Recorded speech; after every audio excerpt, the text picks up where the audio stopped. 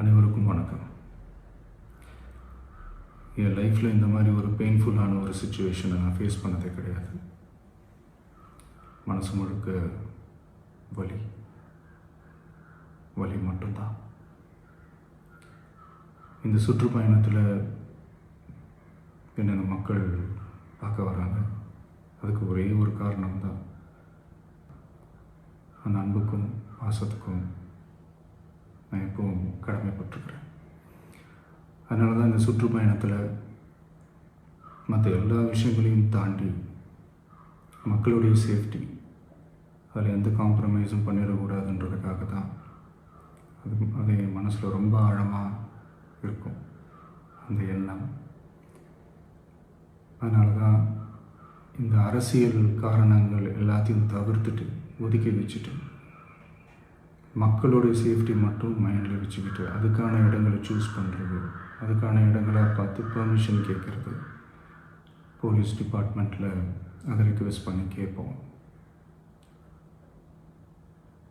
ஆனால் நடக்கக்கூடாதது நடந்துருச்சு. நானும் மனுஷன் தானே. அந்த நேரத்தில் அத்தனை பேர் பாதிக்கப்பட்டு இருக்கும்போது எப்படி அந்த ஊரை விட்டுட்டு என்னால் கிளம்பி வர முடியும்? நான் திரும்ப அங்கே போகணும்னு இருந்துச்சுன்னா அதை ஒரு காரணம் காட்டி அங்கே வேறு சில பதட்டமான சுச்சுவேஷன்ஸ், வேறு சில அசம்பாவிதங்கள், அந்த மாதிரி எதுவும் நடந்துடக்கூடாதுன்றதுக்காக தான் நான் அவாய்ட் பண்ணேன். இந்த நேரத்தில் சொந்தங்களை இழந்து தவிக்கிற அத்தனை குடும்பங்களுக்கும் என்னுடைய ஆழ்ந்த இரங்கலை தெரிவிச்சுக்கிறேன். எனக்கு தெரியும், என்ன சொன்னாலும் இது ஈடேயாகாதுன்னு எனக்கு தெரியும். ஹாஸ்பிட்டலில் ட்ரீட் பண்ணிகிட்ருக்கிற எல்லாருமே சீக்கிரமாக க்யூர் ஆகி வரணுன்றதை இந்த நேரத்தில் நான் வேண்டிக்கிறேன். கூடிய சீக்கிரமே உங்கள் எல்லாரையும் நான் சந்திக்கிறேன். இந்த நேரத்தில் எங்களுடைய வலிகளை, எங்களுடைய நிலைமையை புரிஞ்சுக்கிட்டு எங்களுக்காக பேசின அரசியல் கட்சிகளை சார்ந்த நண்பர்கள், தலைவர்கள் அனைவருக்கும் என்னுடைய நன்றியை தெரிவிச்சுக்கிறேன். கிட்டத்தட்ட ஒரு 5 மாவட்டத்துக்கு பிரச்சாரத்துக்கு போனோம். இந்த மாதிரி எதுவுமே நடக்கல. ஆனால் கரூரில் மட்டும் ஏன் எப்படி நடக்குது, எப்படி நடக்குது? மக்களுக்கு எல்லா உண்மையும் தெரியும்.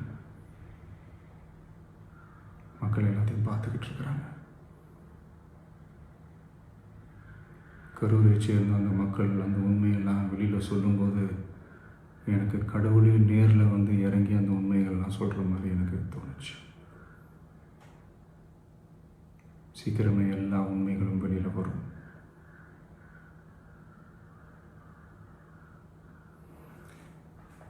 எங்களுக்கு தரப்பட்ட இடத்துல நாங்கள் போய் அந்த ஸ்பாட்டில் நின்று நாங்கள் பேசிட்டு வந்தோம். அதை தாண்டி எந்த தவறும் எங்கள் சைடில் நாங்கள் எதுவுமே செய்யலை.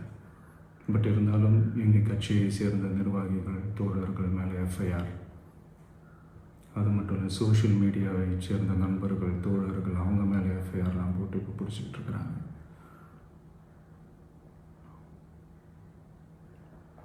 சிஎம் சார், உங்களுக்கு ஏதாவது இந்த பழி வாங்கணும் அப்படின்ற எண்ணம் ஏதாவது இருந்துச்சுன்னா என்ன வேணாலும் பண்ணுங்க. அவங்க மேலே கை வைக்காதீங்க. நான் ஒன்று வீட்டில் இருப்பேன், இல்லை நான் ஆஃபீஸில் இருப்பேன். என்ன வேணாலும் செய்யுங்க. நண்பர்களே, தோழர்களே, நம்மளுடைய அரசியல் பயணம் இன்னும் ஸ்ட்ராங்காக, இன்னும் தைரியத்தோடு கண்டினியூ ஆகும்.